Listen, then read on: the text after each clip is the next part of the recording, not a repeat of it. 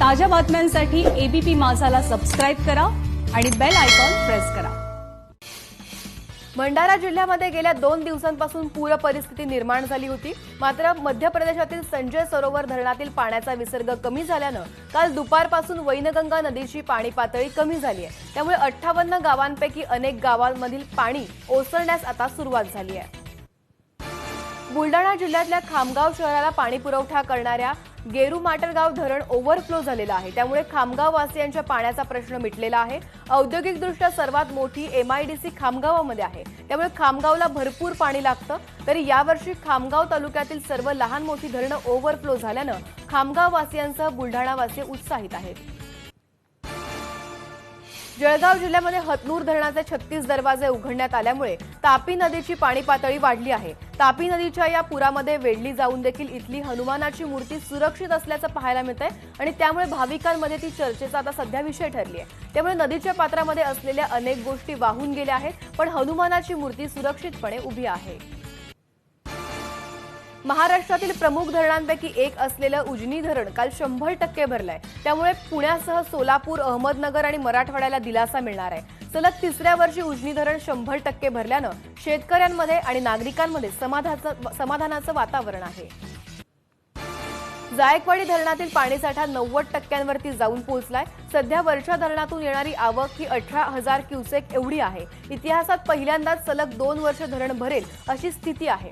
काल जायकवाडी धरणाचं जलपूजन देखील करण्यात आलं। यावेळेला मंत्री संदीपन घुमरे, जिल्हाधिकारी सुनील चव्हाण, शिवसेना नेते चंद्रकांत खैरे उपस्थित होते। सातारा जिल्ह्यातील कोयना धरण 100% भरलंय। कोयना हे 105 टीएमसी पाणीसाठा असलेलं धरण आहे। गृहराज्यमंत्री शंभूराज देसाई यांच्या हस्ते काल कोयना धरणातील पाण्याचं जलपूजन करण्यात आलं। नाशिक जिल्ह्यातल्या कळवण तालुक्यामध्ये गेल्या काही दिवसांपासून चांगला पाऊस होतो आणि त्यामुळे सणकापूर धरणामध्ये 83% पाणीसाठा जमा झालाय।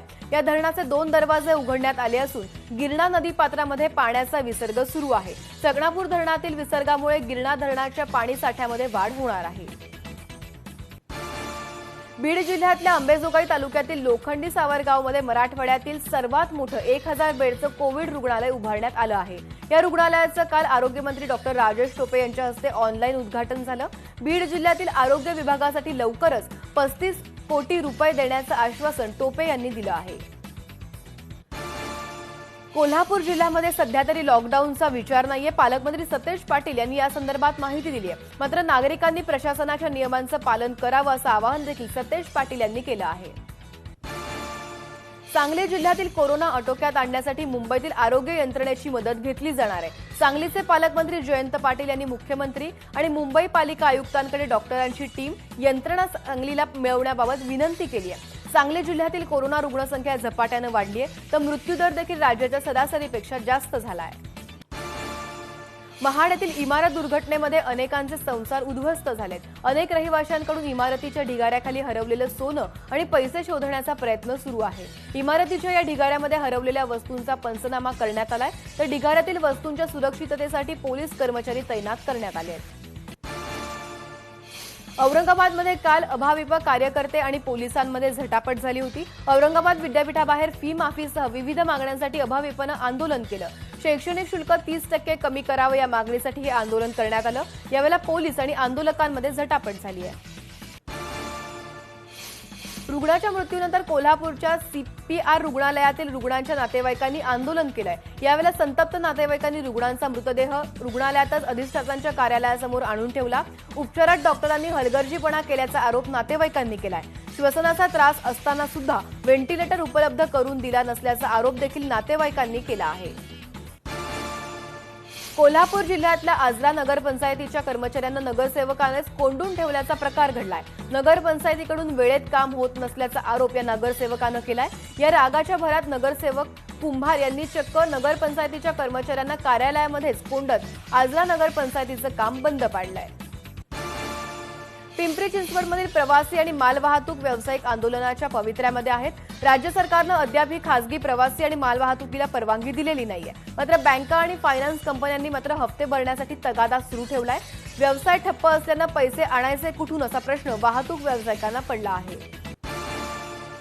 धरणासाठी हस्तगत केलेल्या जमिनींच्या मोबदल्यात जमिनी द्या या मागणीसाठी काल पुण्यातील खेड तालुक्यामध्ये धरणग्रस्तांकडून आंदोलन करण्यात आलंय। भामा आसखेड या धरणासाठी 30 वर्षांपूर्वी 23 गावातील 1700 शेतकऱ्यांच्या जमिनी हस्तगत करण्यात आल्या होत्या, मात्र अद्यापही त्यांच्या इच्छेनुसार प्रकल्पग्रस्तांचं पुनर्वसन झालं नाहीये। पालघर जिल्ह्यातील गडचिंचले येथे झालेल्या साधूंच्या हत्याकांडाप्रकरणी मोठी कारवाई करण्यात आली आहे। कासा पोलीस स्टेशनचे तत्कालीन प्रभारी अधिकारी आनंदराव काळे यांना पोलीस विभागातून बडतर्फ करण्यात आलंय। उपनिरीक्षक रवी साळुंखे आणि कॉन्स्टेबल नरेश धोणी यांना देखील बडतर्फ करण्यात आलंय। धुळे महानगरपालिकेचे माजी स्थायी समिती सभापती विलास खोपडे यांचा मृतदेह अक्कलपाडा धरणामध्ये आढळून आल्यानं शहरामध्ये मोठी खळबळ माजली आहे। ही आत्महत्या आहे की घातपात याविषयी अनेक तर्कवितर्क काढले जात आहेत। दरम्यान पोलिसांनी या घटनेची नोंद केली असून गेल्या 7 ते 8 वर्षांपासून विलास खोपडे राजकारणापासून अलिप्त होते। नंदुरबार जिल्ह्यातल्या दुर्गम भागामध्ये आजही रस्ते नाहीयेत आणि त्यामुळे अशा भागांमध्ये एखादा रुग्ण आजारी पडल्यास त्या रुग्णाला झोळीतून रुग्णालयात न्यावं लागतंय। रस्ता निर्मितीसाठी नागरिकांनी अनेक वेळा प्रशासनाला संपर्क केला होता, पण प्रशासनाने या मागणीला गांभीर्यानं न घेतल्यानं इथल्या समस्या आजही जैसे थे आहेत। वातावरण बदल आणि खलाशांची कमी यामुळे रत्नागिरी जिल्ह्यातल्या मच्छीमारांना मोठ्या संकटाचा सध्या सामना करावा लागतोय। 50%पेक्षाही अधिक बोटी किनाऱ्यावरती उभ्या आहेत, तर मासेमारीसाठी गेलेल्या मच्छीमारांना खूपच कमी प्रमाणामध्ये मासे मिळत आहेत। त्यामुळे माशांच्या दरावर देखील मोठा परिणाम झाल्याचं पाहायला मिळत आहे।